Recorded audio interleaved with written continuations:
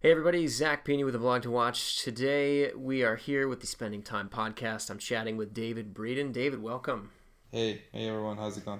Hey, so we are chatting about some of the most key watchmaking innovations that have come along, really of the modern era.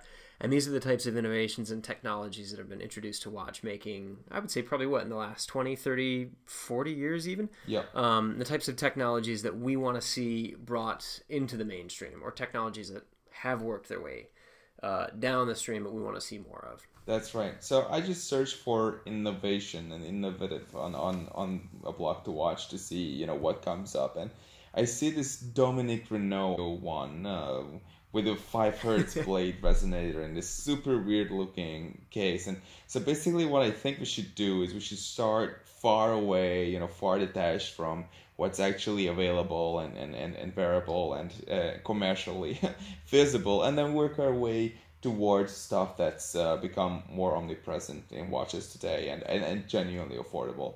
Like stuff available at under $1,000, but possibly even under $500. How does that sound? Yeah, no, absolutely. Okay. And I mean, there have been technologies that have worked their way into. I mean, you and I were just chatting about this offline about ceramic bezels, for example. I mean, this was a big deal innovation. What, from the last 10 years? Probably. I'm not sure who gets to lay claim to having the first ceramic bezel, but they were kind of a big deal, and now we're seeing them in Tissot dive watches. I mean, they've worked all the way down the price range. That's right. What I recall for what was the first in a Rolex was the in 2005 on the GMT Master 2. I think that's where it made its debut on a gold GMT Master 2. If you guys know better, then feel free to correct me. But that's what I recall as where Cerachrom made its debut. I can totally imagine there had been more obscure uses of that, but this is what I recall. And No, that sounds about right. And I don't think Omega put it into practice until as recently as 2013 or 14, when they skipped ceramic and went straight their liquid metal technology, which is essentially ceramic and like an alloy that's filled into the laser engravings in the bezel itself. But again, yeah, I mean that was as recently as 5 years ago, 6 years ago. Yeah, and my favorite example, if we want to stick to ceramic here, is the Tissot C Star 1000 from 2014. Actually, that's all. That feels like Oh, it wow. happened yesterday, and it so didn't. And it had this weird colored ceramic and this red type of ceramic in the bezel. And basically, the point I want to make here is that we can divide these pieces of innovation in many different ways. We are going to see watches themselves that are as concepts totally outstanding from the ground up, and then we will see different types of innovations that affect different elements of a watch, its exterior features, the way its movement functions, and so on and so forth. So I want to bring here my first and possibly my favorite concept watch from recent years, and that's the Cartier ID1 and ID2. And I'm not even sure if people remember these. These were in 2012 and 2009 actually, and this was Cartier really pushing it. This was when Cartier was saying, okay guys, we are an auto luxury brand now, and we're super innovative, and we do this and that. And if you look at where they are these days, they still have a very strong and very established collection and assortment of watches, but this is a totally different era. And of course it goes without saying that this was super expensive to pull off, to spend years and years and years developing watches that would ultimately never make into production and commercial availability.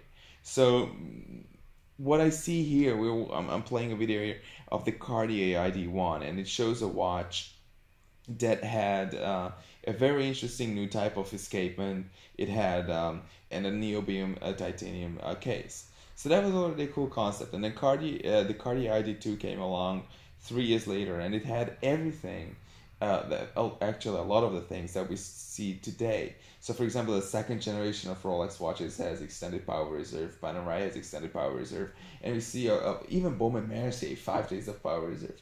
But that only started happening in recent years, and there was Cartier 7 or 8 years before today, and I'm sure the development actually happened a decade before today. And what's really a shame about these is, it was funny, is when you mentioned these were high on your list. Yeah. I hadn't even heard of these.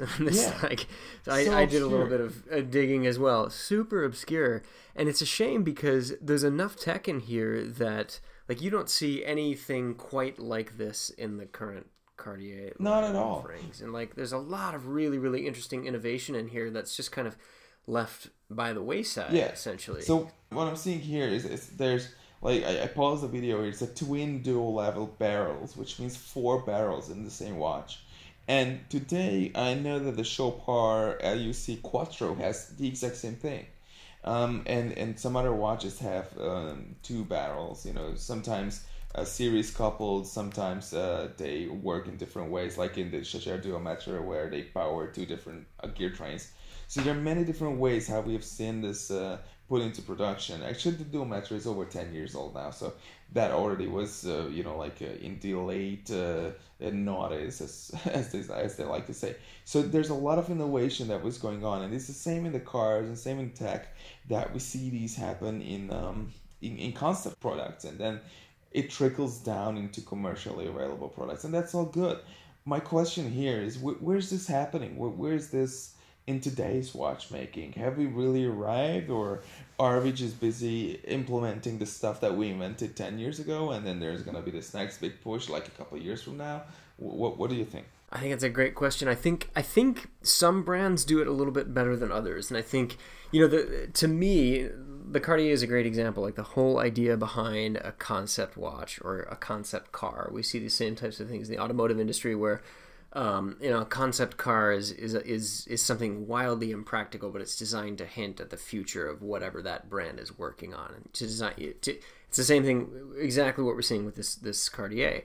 And what's a shame, and what I'm saying is, it seems like so much of this tech is being left by the wayside because we don't see any implementation of these types of features and technologies that you were kind of listing implemented in their current collection. Now, on the other hand, a brand like Piaget, 10 years ago in 2010, when they set the world record for the world's thinnest automatic watch with the Altiplano Ultra Thin, and they've been doing this for the better part of the last 50 years. They've been making thinner and thinner watches, first mechanical, then automatic.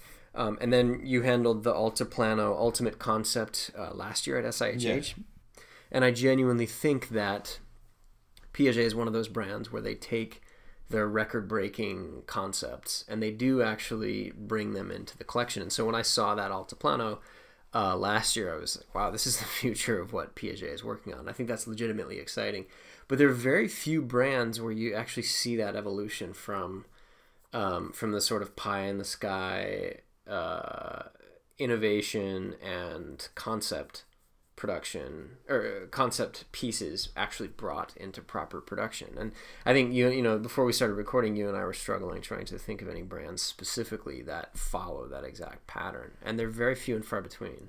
That's true, and it's also one thing to be innovative once, and then it's a completely different thing to be consistently innovative and keep pushing. Yeah, that's a very good point. I think the most consistent of them all is Hublot. Richard Mille also, but when you know you can comfortably ask for $200,000, $300,000, $500,000, $800,000 or more per watch, you can erode your R&D costs in no time at all. So that's a different thing. I'm happy for Richard Mille, but it's slightly more difficult to do it at a relatively more affordable price point. Yeah, that's an extremely good point. So what has been kind of your favorite innovation from Hublot in the last 10 years? How long have they been a thing again? 10 years? Well, over 15 years. Yeah, 15 years now. Okay. Which is a long time, actually. And my favorite by far is Magic Gold. I'm watching here a video from the Watches TV, so kudos to them. It's from the launch event of Magic Gold in 2014.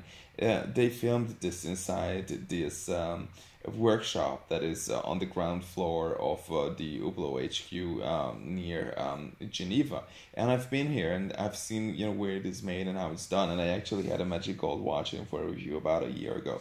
And I watched this video because I was like, how do you take, because we've grown to take whatever the brands say with a substantial pinch of salt, like when they say, oh, it cannot be scratched, you imagine there's got to be some, fine print or whatever.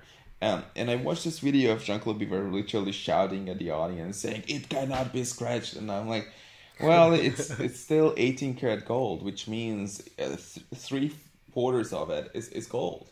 And the only way you can make 18 karat gold is by changing that remaining quarter of the material. And so what they've done is they added boron carbide, which is, I think, the second hardest material in the world. Second or third, I'm not even sure.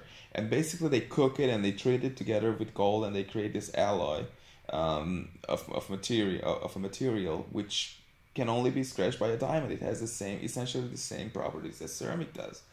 And so I went at this gold case with a key. I actually posted a video. We posted a video of it on our Instagram at a blog to watch. And needless to say, people freaking, loved it. And it was a pretty crazy video, going at a full gold watch with a gold bezel, gold case and stuff with a key. And there was not a damn scratch on it, which was pretty damn impressive. So for me, I think that is a new way of looking at 18 karat gold, and they still got to work a little bit on the color. I'm sure they can make that happen, but overall the intention is mind blowing, and it really blew me away. And for you?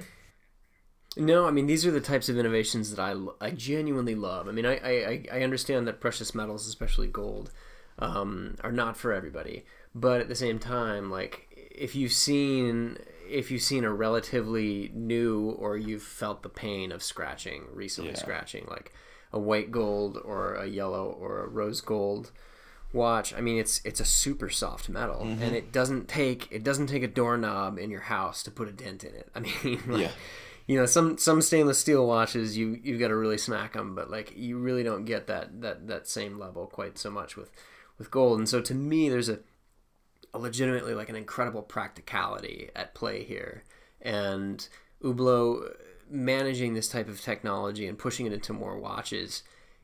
If consumers respond, if the demand responds for an impervious precious metal, essentially, that pushes the envelope forward, and other brands try to innovate and create their own.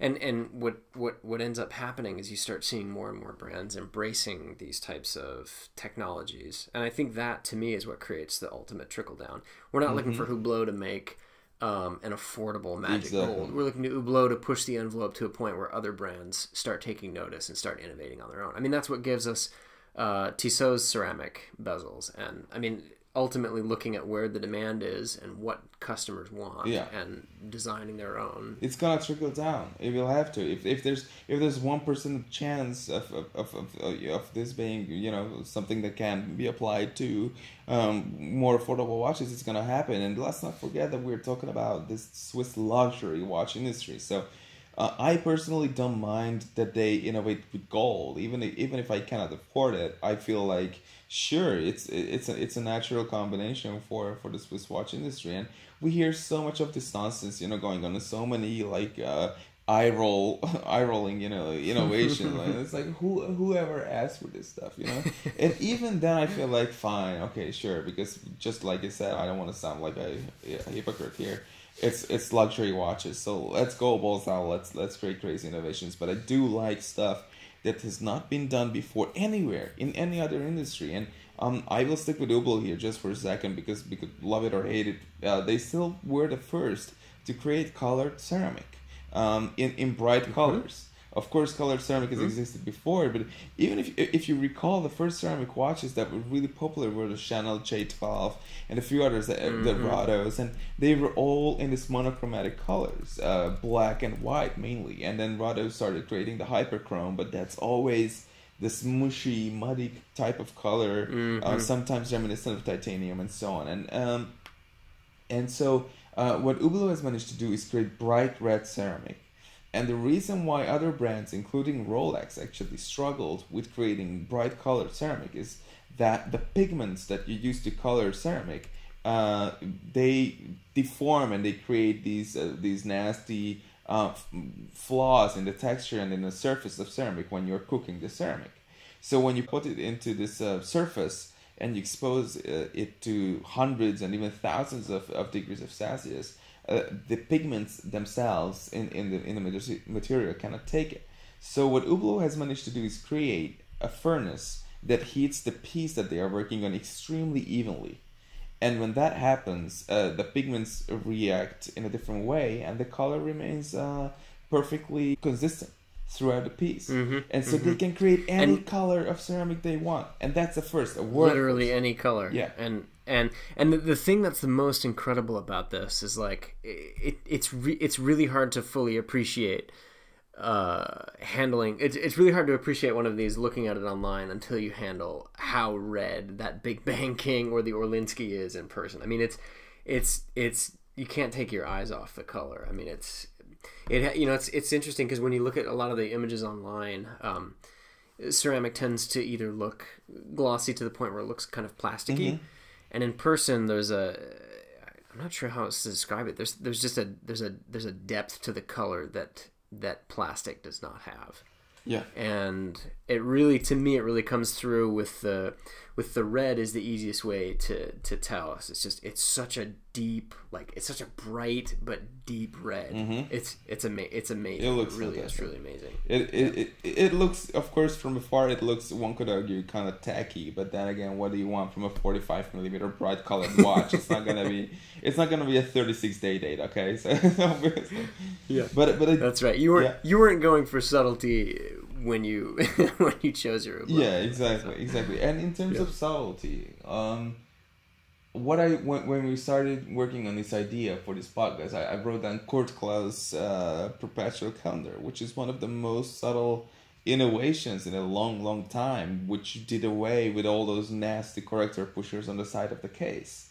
And for perpetuals, because most perpetual watches, if you take a closer look, you will see that they need, and they have these tiny little corrector pushers on the side of the case, and you need a pen or you need some sort of a sharp object, and you need to fiddle with them, and they don't always work right if you want to reset your some of the indications and displays on your Perpetual calendar. And what Kurt Klaus has done is create a full Perpetual calendar module whose every single display can be modulated via the crown. And I think that's really cool. And it's extremely subtle. It's the exact opposite of this red ceramic that I'm looking at here. But I still appreciate it greatly, because it must have taken a genius, of which he obviously is, and a lot of work, tireless work to develop it. And for that, I love it. Do you have something like that? Something that's very niche and very difficult to spot? No, absolutely. And I think you hit the nail on the head there. I mean, it's subtle, but it's extremely practical. And I think that, to me, is these types of practical applications are ripe for working their way into the mainstream. And they're a lot of fun. I mean, they're fun for as watch collectors, as lovers, whatever you may be in terms of your position in the hobby. Like, genuine practicality can't be beat. For me, like, one of my favorite movement innovations, while we're talking about movements, has been the JLC's geophysic movement, the caliber 880, I think. It's a deadbeat seconds movement, and if you look into the deadbeat seconds movement, it has an amazing history. Rolex has made them. This is JLC's most modern one. I believe they've had them in the past. There are a few other brands that have them, generally pretty high end. Right now, the cheapest you can get a deadbeat seconds movement is actually from Habring 2, the Austrian brand. But what's interesting about their execution is that it's a Valjoux 7750 that's been modified, wildly deconstructed to essentially make the seconds hand tick. So they went to great lengths to take a chronograph movement make a 3-hand watch that ticks out of it, which I think is amazing. But at the same time, it's hand wound. It's a very, very different beast than what JLC gave us back in 2015, I think. 2014, 2015. It's been a couple years. But I love this movement because one, it's not about everybody else. It's one of those watches that's about the wearer. There's a lot to appreciate in a movement that you essentially pay a lot of money for it to imitate what a quartz watch does.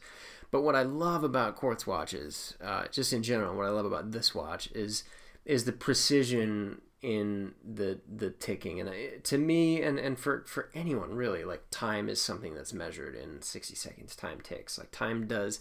There's this kind of, like, the very definition of time is measured out in, like, excruciating exactness with a true second watch, and I love that about it. Very good point. And JLC kind of took it to they took it one step further, and it doesn't just tick. I mean, they redesigned the balance wheel to minimize air friction, I guess, inside the case, so it's more efficient.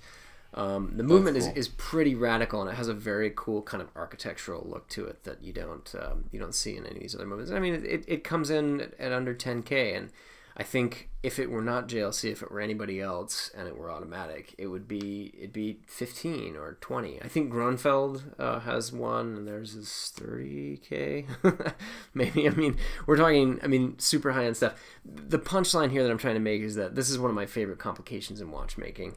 There is a unique precision to quartz watches that enable you to synchronize them to the second. There's something super satisfying about that. There was, a 30, 40 year ago, a need for watches that could be synchronized amongst various team members and researchers to that exacting degree, which was unique in and of itself.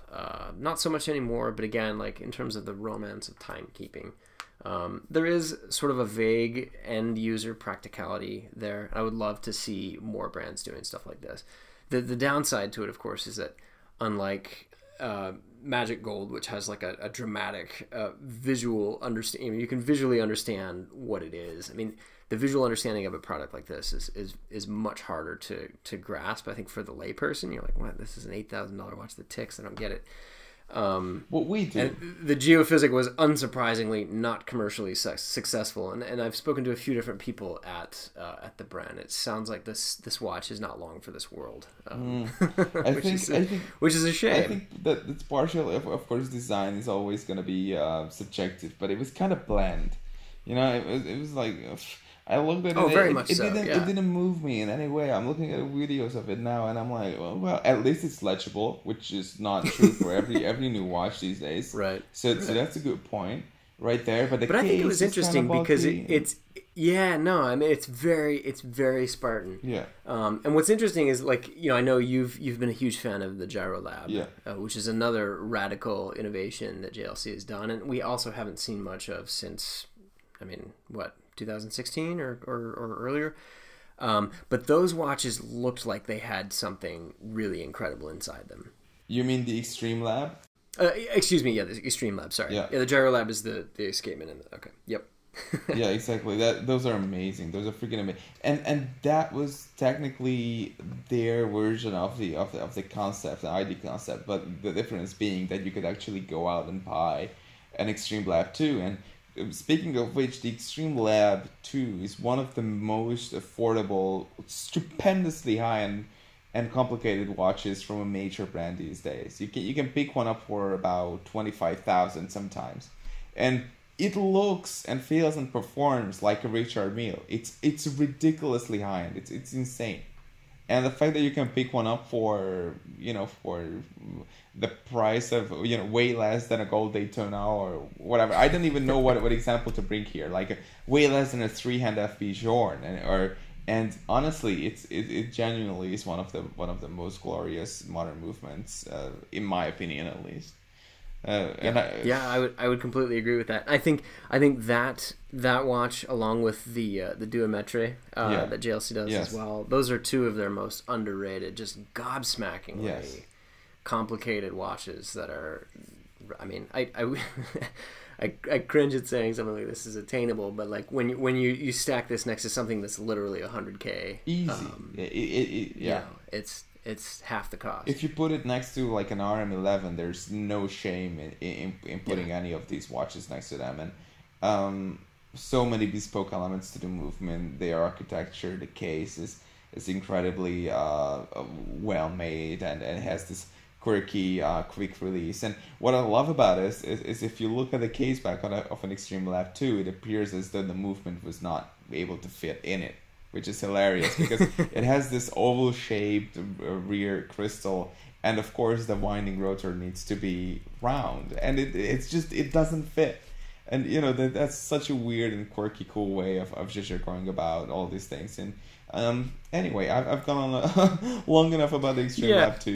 But I think that the Extreme Lab raises an interesting point in terms of innovation. That's wild. I mean, it's super practical. I mean, this is a watch that requires no lubrication. The end goal here was a movement that required zero lubrication, right, over its entire working life. I'm not even sure if that was the case. Was it? I honestly don't recall that. I'm not saying it wasn't. I'm just not 100% sure. I cannot say yes, it was. It might have been. I seem to remember lubrication being a big part of it. But that still is today, and that leads us to this other topic of silicon components, which I think is a great thing. I think, but the thing is, what we hear often is that it has a silicon hairspring, which is great, but I think the real innovation lies in silicon escapements. Because what you need in technically 99.999% of watches is you need to lubricate the Swiss lever escapement. If you craft them from silicon, you need no lubrication in those parts. Right. You need it elsewhere, but it is here where there's this very frantic action happening on the pallet jewels and the fork and the balance wheel and so on. And that's where you need servicing. That's where you need to make sure that lubrication is just absolutely spot on.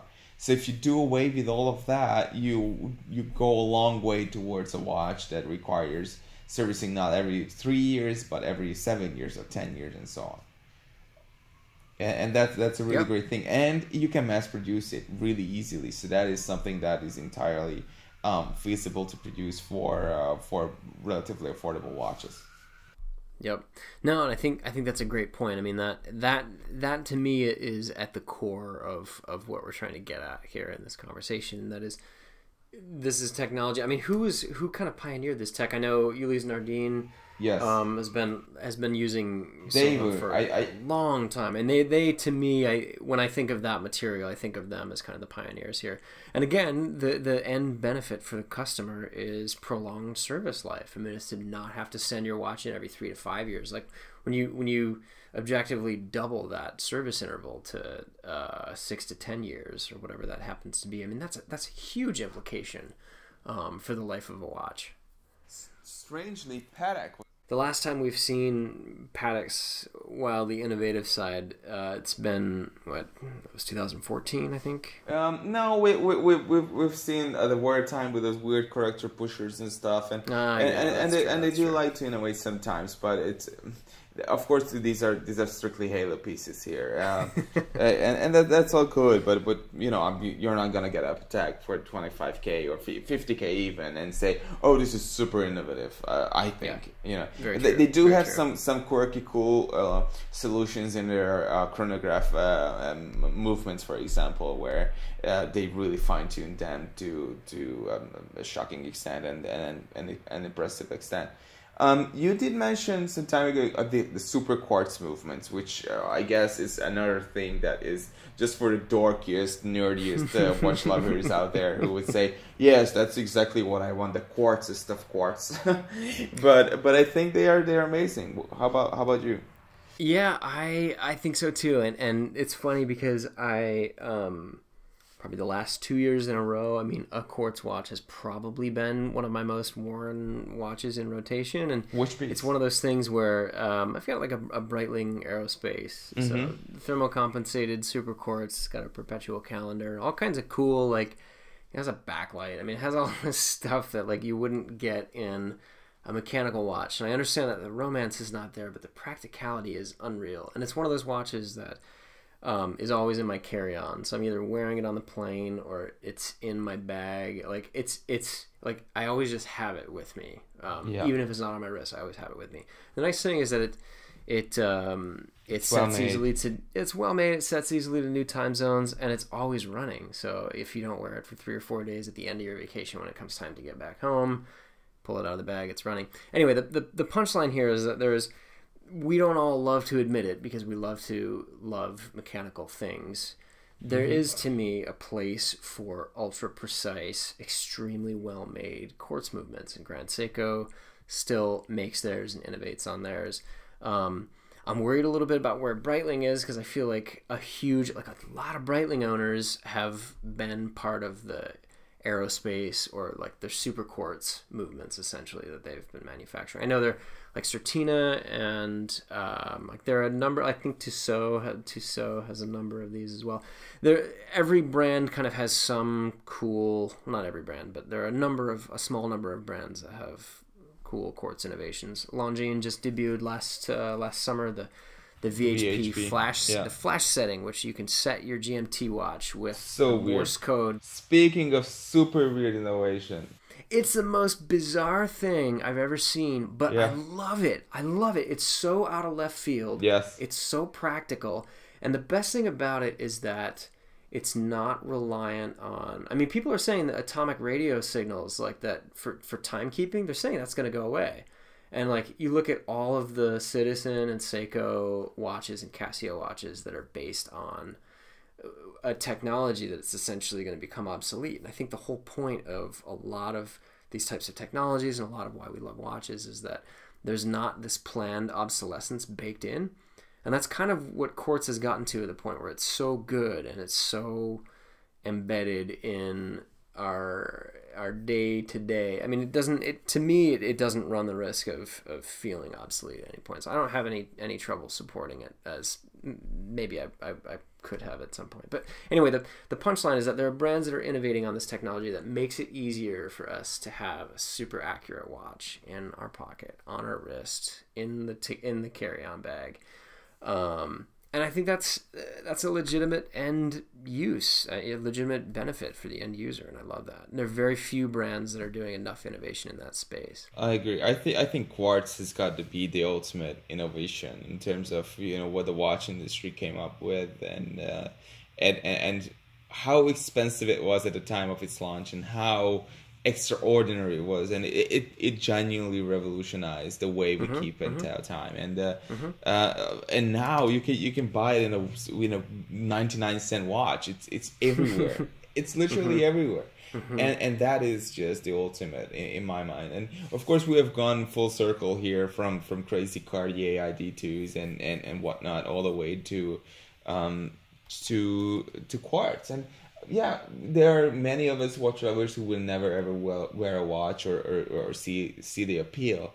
I personally like it, but in very specific use scenarios. Like for example, Ariel had a Grand Seiko quartz diver, and it had this stepping motor that would move the seconds and so extremely accurately. There was no slap, nothing. It would just literally almost like draw the second hand to where it was supposed to be. It was an extremely accurate movement. And I looked at it and I thought to myself, wow, that is some real engineering right there. And when I look at the sweeping seconds on a mechanical watch, I'm reminded of the engineering that goes on and the amazing mechanics that goes on behind the dial. And when I saw this movement on this Grand Seiko, I felt the exact same way. I felt the same awe.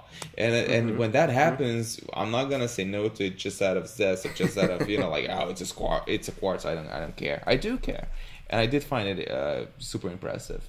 And I think you've done enough writing on Grand Seiko, especially even like the Spring Drive movements, which actually use a quartz oscillator to. I mean, there's an immense amount of tech buried in there that's also worth. I mean, that's probably a conversation in and of itself. But I think I agree with that being sort of the biggest innovation in the last 40 to 50 years, and at the point where we've gotten to a point where there are no major innovations left in quartz by all appearances, but brands like Grand Seiko and Breitling and Longines are innovating within the innovation. They're adapting, making tiny tweaks like the stepper motor, for example. I mean, that's a feature that not even an untrained eye might pick up on initially. But once, I mean, it really is mesmerizing the way one of their quartz, one of those 9F movements, the way those tick. It's incredible. I'm looking at Ariel's video review of these watches from 3 years ago. These are the Grand Seiko Quartz Diver